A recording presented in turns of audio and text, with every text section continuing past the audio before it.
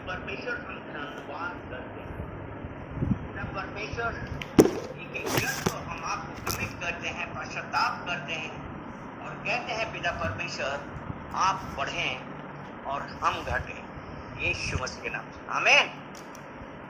यूहन्ना 15,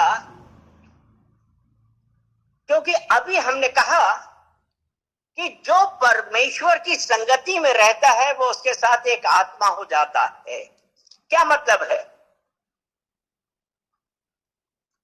हम कैसे उसके साथ एक आत्मा हो जाएंगे? यूहन्ना 15 और उसका 4, तुम मुझ में बने रहो और मैं तुम में। यीशु मसीह क्या कह रहा है? तुम मुझ में बने रहो और मैं तुम में।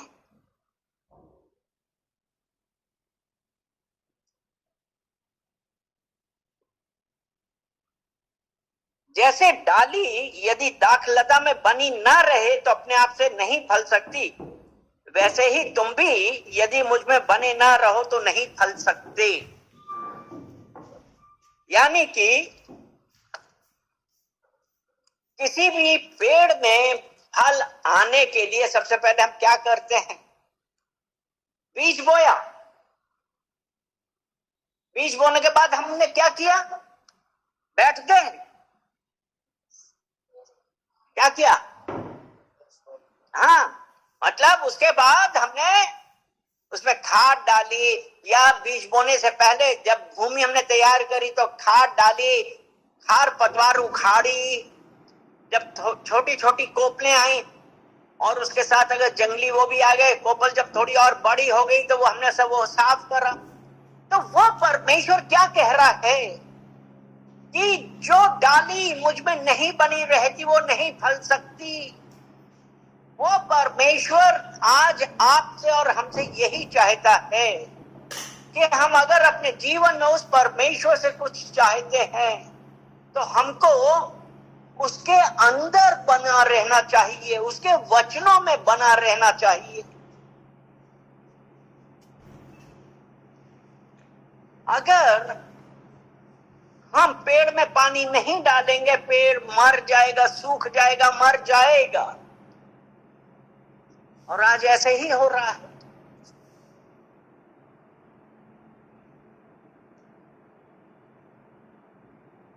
इसलिए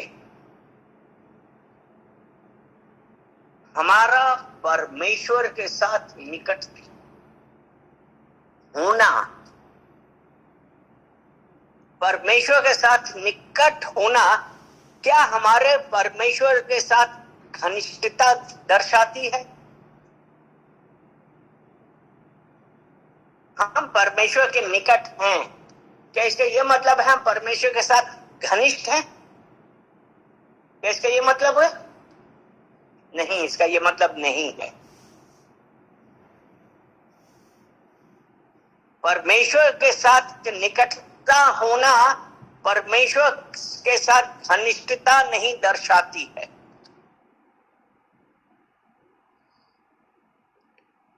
आया समझ में कि नहीं आया? अब ये कैसे है?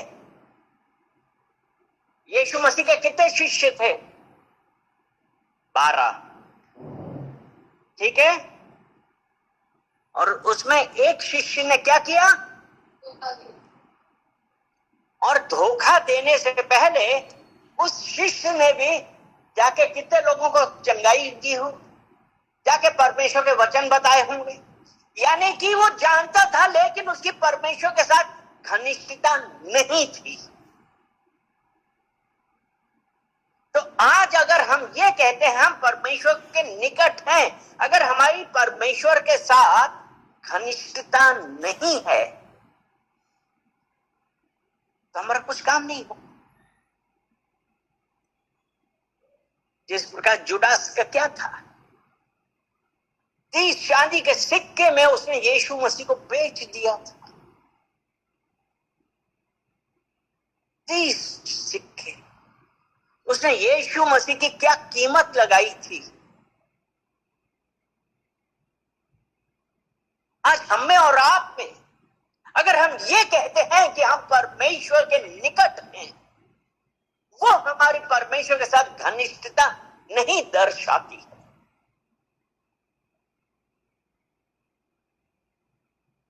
और इन सबसे पहले फसह का पर्व का पहला दिन यीशु मसीह ने अखमीरी रोटी ली,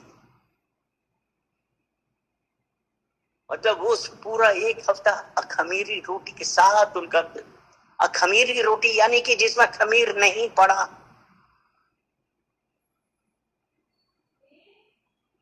तो यीशु मसीह के साथ, यीशु मसीह को पता था कि ऐसा होगा, और वो इस बात के लिए तैयार था कि उसके साथ ऐसा ही होगा, क्योंकि यीशु मसीह ने कहा कि तुम में से एक मुझे धोखा देगा।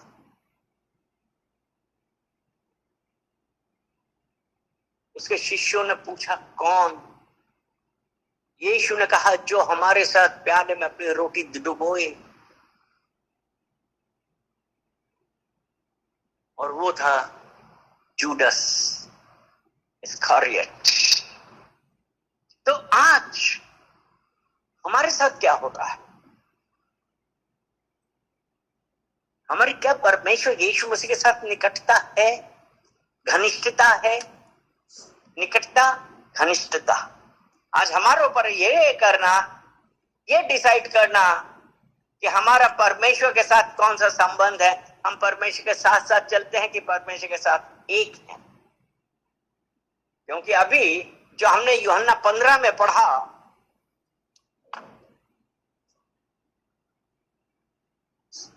कि यदि तुम मुझ में बने रहो मैं तुम में, जैसे डाली यदि दाख लता में बनी ना रहे तो अपने आप से नहीं फल सकती, वैसे ही तुम भी यदि मुझ में बने ना रहो तो नहीं फल सकते।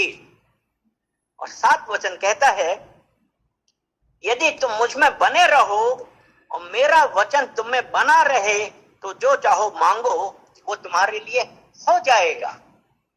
यानी कि परमेश्वर हमसे क्या चाहता है? वो हमसे ये चाहता है कि हमारी उसके साथ घनिष्ठता रहे। लेकिन अगर हम परमेश्वर के साथ घनिष्ठ नहीं हैं तो यहां पे जो लिखा ना कि जो चाहो मांगो वो तुम्हारे लिए हो जाएगा,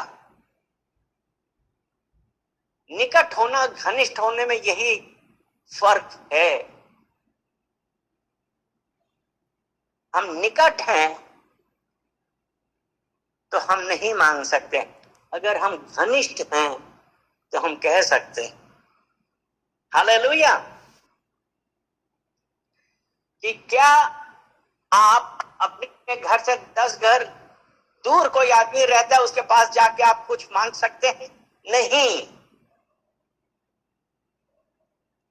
क्यों नहीं मांग सकते हैं? वो निकट रहता है। जो घर में रहता है बिल्कुल आपका पड़ोसी, जैसे आपका घनिष्ठ संबंध है, उससे आप जो मांगेंगे वो मिल जाएगा। तो यीशु मसीह आज आपसे हमसे यही चाहता कि जो कुछ तुम मुझसे प्रार्थना में मांगो, विश्वास करो वो तुम्हारे लिए हो जाएगा। तो आज हम क्या मांग रहे हैं? जरूरत इस बात की है कि आज हम अपने आप को जांचें और ये देखें कि हमारा परमेश्वर के साथ क्या संबंध है। अगर परमेश्वर के साथ संबंध नहीं है तो हम कुछ नहीं मिलेगा। मरकुस अभी हमने 11 पढ़ा था ना कि यीशु ने उत्तर दिया परमेश्वर पर विश्वास रखो। 23 वचन कहता है मैं तुमसे सच कहता हूं जो कोई इस पहाड़ से कहे तू उखड़ जा और समुद्र में जा पड़ और अपने मन में संदेह ना करे वरन प्रतीत करे कि जो कहता हूं वह हो जाएगा तो उसके लिए वही होगा। मैं तुमसे सच सच कहता हूं जो कोई इस पहाड़ से कहे वो उखड़ जाए और समुद्र में जा पड़े और अपने मन में संदेह ना करे वरन प्रतीति करे कि जो कहता हूँ वह हो जाएगा तो उसके लिए वही होगा। संदेह ना करें। आज हम लोग परमेश्वर से के पास आते हैं। जिस प्रकार हम दुनिया भर के डॉक्टर्स के पास जाते हैं, हम कहां कहां नहीं जाते, तो वो परमेश्वर ये कहता है कि अगर आप आए हैं तो संदेह ना करें, वरन प्रतीति करें ये हो गया तो वो हो जाएगा। क्योंकि सबसे बड़ी बात ये है कि हम विश्वास कर रहे हैं। वो परमेश्वर असंभव को संभव करने वाला परमेश्वर है।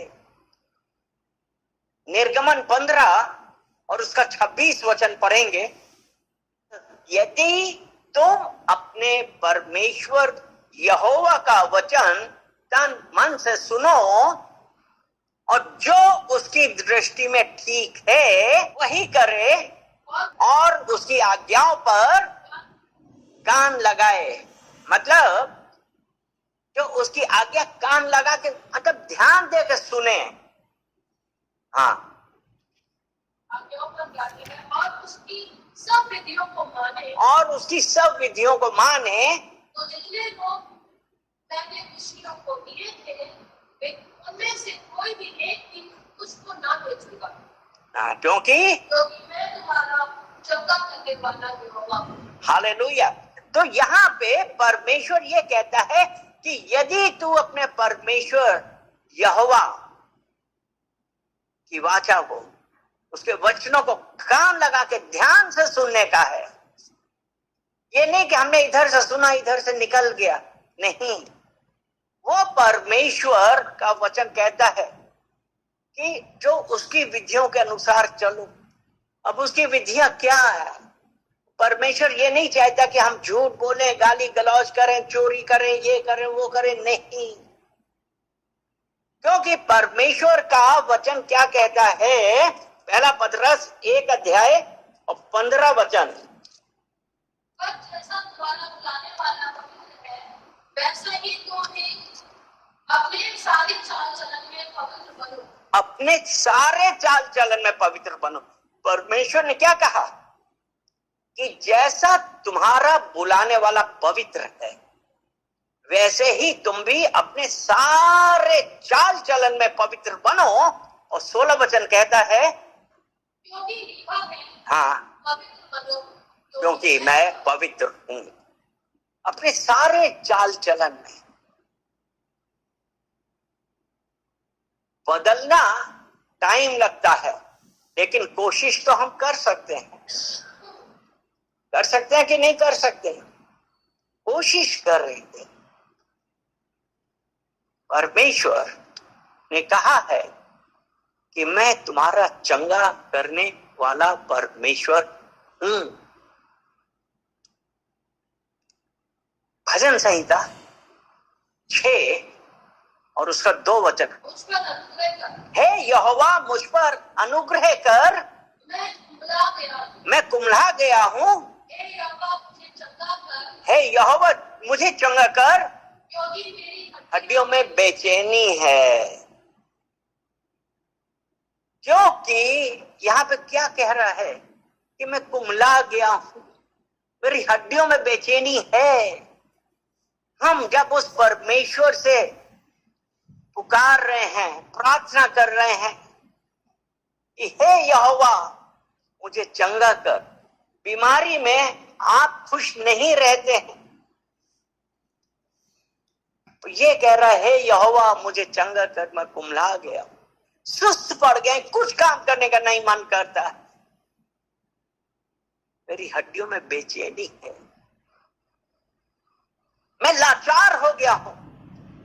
तो जब ये बात है, लेकिन उसके लिए हमको अपने सारे चाल चलन में पवित्र बनना है। भजन संहिता 41 41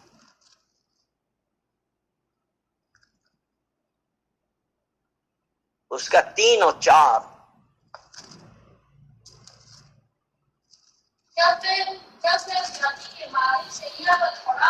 जब मैं व्याधि के मारे शैया पर पड़ा हूं, तब यहोवा उसे संभालेगा,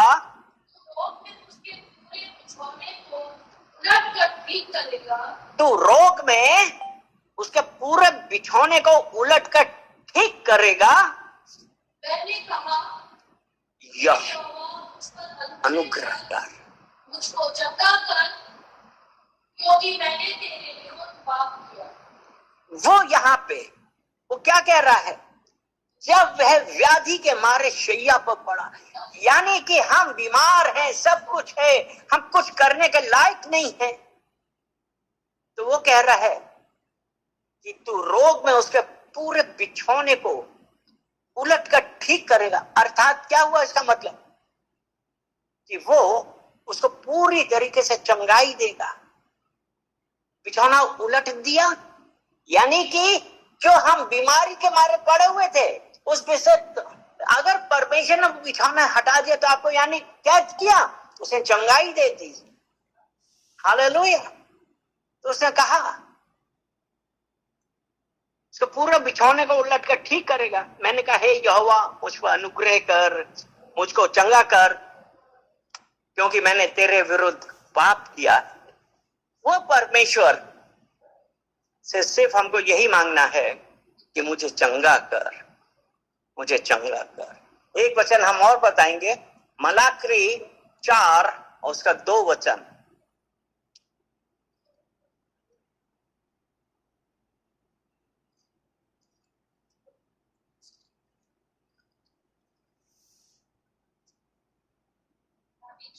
हाँ, 4 उसका 2। परंतु तुम्हारे लिए जो मेरे नाम का भय मानते हैं, धर्म का सूर्य उदय होगा, तुम चंगे हो जाओगे और तुम निकलकर पाले हुए बछड़ों के समान कूदोगे और फांदोगे।